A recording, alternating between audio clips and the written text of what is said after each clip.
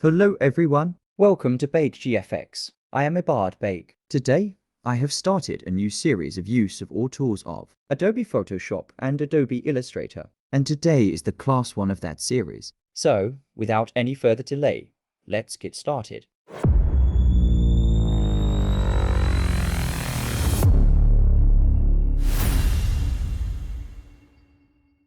So here, I have opened and using Adobe Photoshop 2020. You can download it. from the link below in description. On the left side of your screen, you can see Create New option. Simply click on it and a window will pop up, which show various settings. Here you can see recent items are shown which I have opened recently. In the top menu, you can see Saved option. Means if I save any preset, it will be then shown in the saved items as you can see on my screen. Now here, let's see the new project details. You can change width, display to pixels, inches, centimeters and more. You can also change the resolution of the project. Here are the options of color mode such as RGB, CMYK and black and white. Change of channels from 8-bit to 16 and 32-bit. The background color can also be changed, or you can also change background to transparent for in projects. Here, the advanced options are shown, where some other settings are given which are not useful at basic level.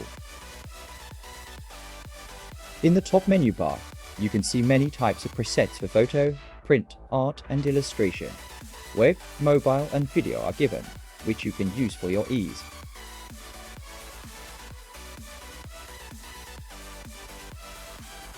You can also change orientation of the canvas, means portrait or landscape.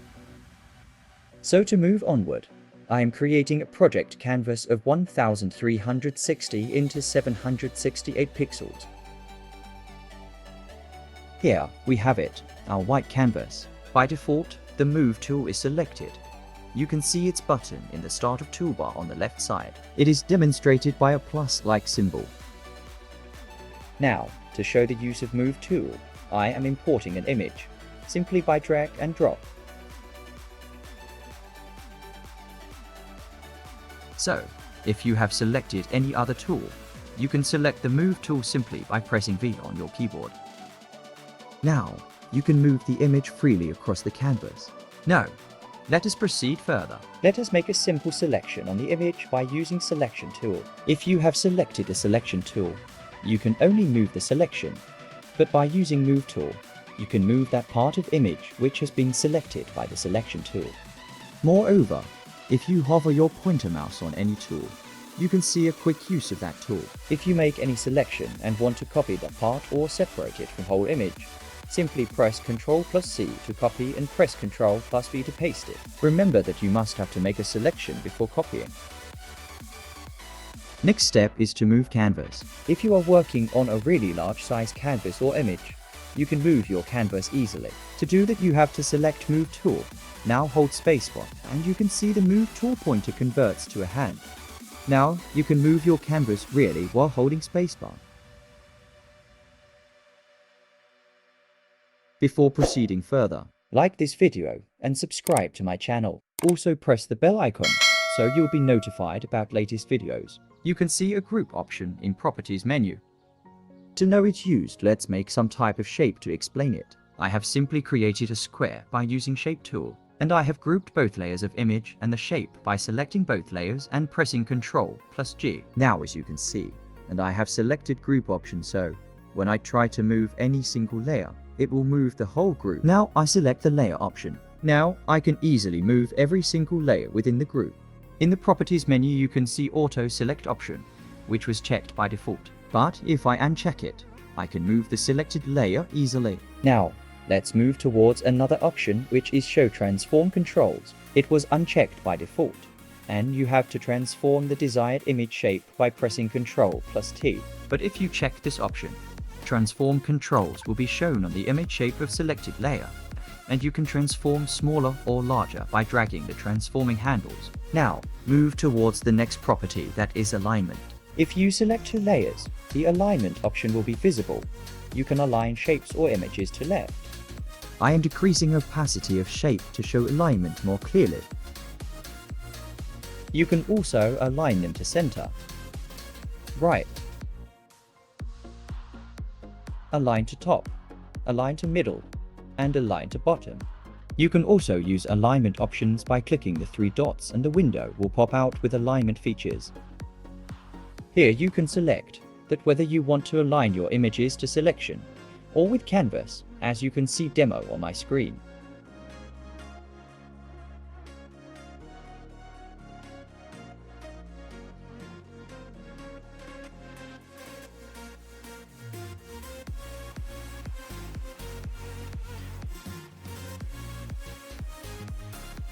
As I have said before that you can transform any image or shape by Ctrl+T when you press these keys. Some other options will be shown on the top bar. You can choose reference point along with your image will be transformed. You can choose the position of your image along X and Y axis.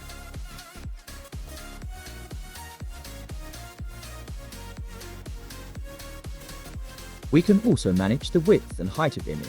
As you can see, I increased the width and height, but proportion of whole image was not disturbed.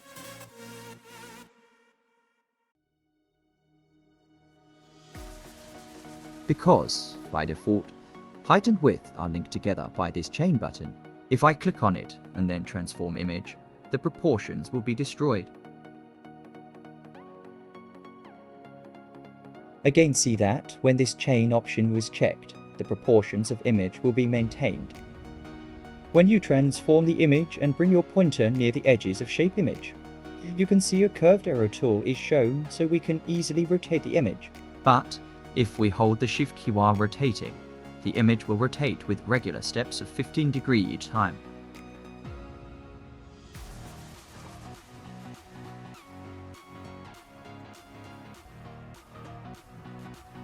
You can also select the angle from the above properties bar.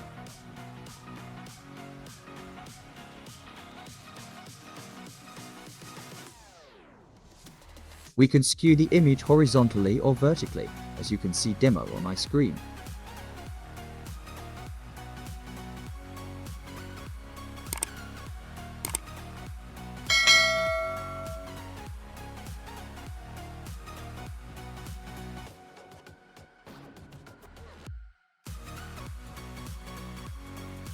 Here another option of interpolation is located. From here, you can give some shape-like styles to your image, and from option next to it, you can easily transform your image to selected style, as I selected by cubic before. Simply click on the side of image which you want to reshape and drag as you want.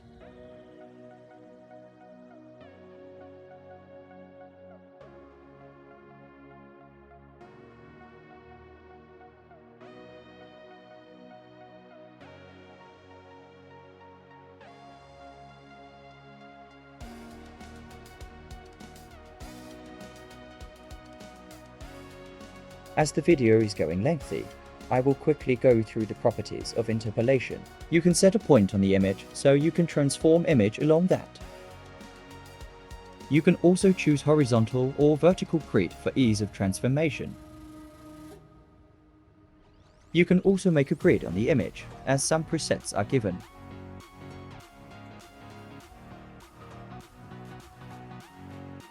Or you can make your own grid.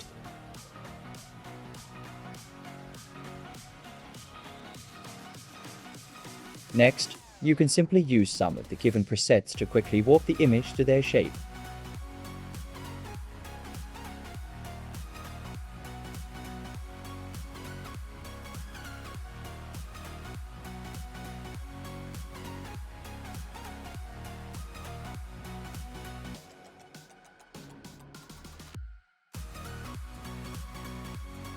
You can move your image pixel by pixel by using the arrow keys on the keyboard, as is more efficient for smaller images. And if you hold Shift and press arrow keys, the image will move to some greater extent rather than pixel by pixel. I hope you understand the complete use of Move tool. If you have any query or suggestion, let me know in the comments section, and keep practicing. Till next class, take care.